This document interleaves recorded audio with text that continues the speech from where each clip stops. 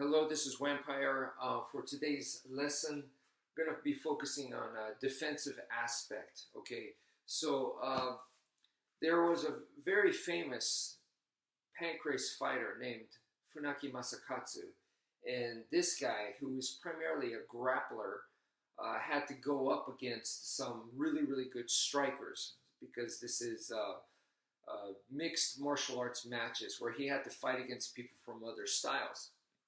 So at first he said the defense that he used against these strikers was to, have his arms very close to the head and body, defending like this.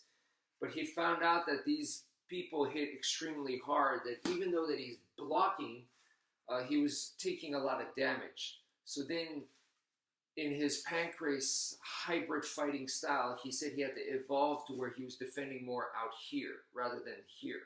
So that to me is a very important point of interest, and I want to show you something from Filipino martial arts that I feel like goes well with that idea. So what we're going to do is we're going to start with the sticks, because our fundamentals and our foundation comes from the stick. So from single stick, we have a basic technique where we are making an X. 1, 2.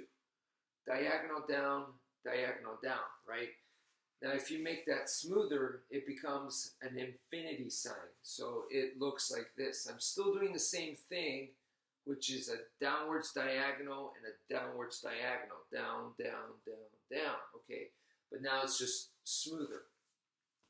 So that is a basic technique in Filipino stick fighting, and we're going to use that right now for defense. So now, empty hand, this dude is trying to strike me. What I'm going to do is I'm going to use that same motion with the stick and strike at his arm. I can strike this way. If it's coming from over here, I'm striking it that way. Down diagonal, down diagonal. 1, 2, 1, 2. Okay. So this is defang the snake. I am attacking the attack, right? So that is essentially what we want to go for, with or without weapons. The only thing, though, is I want you guys to understand that I'm able to do this because I'm able to see his attack.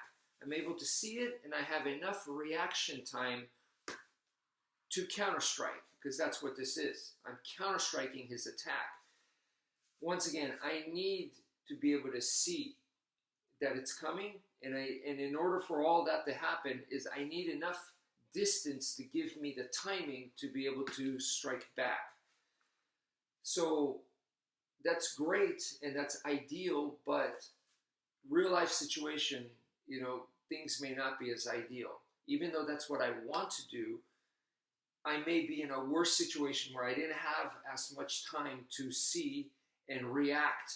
So, it's like this guy's coming, he has a knife or something, and he's trying to attack me from the side. I barely see it, and I'm like, uh-oh. So in that case, I don't have that much time to react and counter. So maybe all I could do is just something like this. And from my experience in sparring, that's what comes out, is just more like a parry. So that's what we're going to be doing next, is same exact movement, but now it's a parry. So he comes in, and I didn't have as much time, so I want to blast it, but I can't because I was caught off guard, essentially. So in this case, it's just here, like this. It's just here, 1 and 2. So if it's coming from over here, it's like that, okay? It's like a whoa and a whoa. You could use both hands together like this, and look, it's still a figure 8 motion, okay? A sideways figure 8. So it's an infinity sign, right? So I'm still doing the same motion, but now it's the way that I'm doing it is more reactionary. It's not as like this, where I prefer this, but remember, the situation is worse. So in that sense, this makes it a very realistic technique, in my opinion, because we're incorporating a little bit of failure here, okay?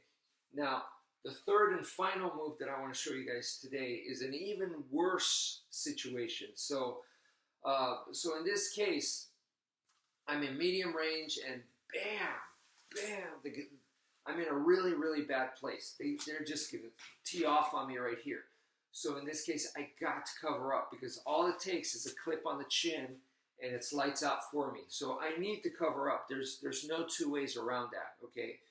So in this case, I'm going to cover up, but I still need to be able to ride some of that force because, you know, like we said earlier, these strikers can hit very, very hard. So if I just try to block it full, I'm still taking a lot of damage. So I'm going to still use the same motion, but now from a covered up position like this, going 1, 2, 1, 2, 1, 2, 1, 2, 1, 2, 1, 2. So you're going to keep it nice and tight right here. As the strike comes in, boom, like this. Just using the forearm here, it's still the downwards motion. It's just a lot more compact. It's not like this, and it's not like this. Now it's here, okay? Same with the other side.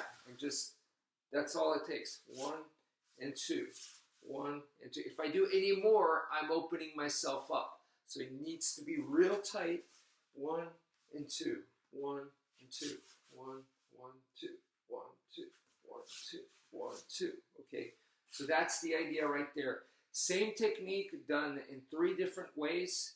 We have more defang the snake, which is the best thing to do, but sometimes you just can't get that. Now the next one is a parry, or more of a slap down kind of movement, and this is a lot more reactionary. And then the last one I showed you guys it's from a covered up position. So I hope that makes sense. We went from best to worst. It's good to have all 3 in your arsenal and try to get to the best. But, you know, once again, you may not have that choice. So that's it for now. Thank you for watching, and take care, folks.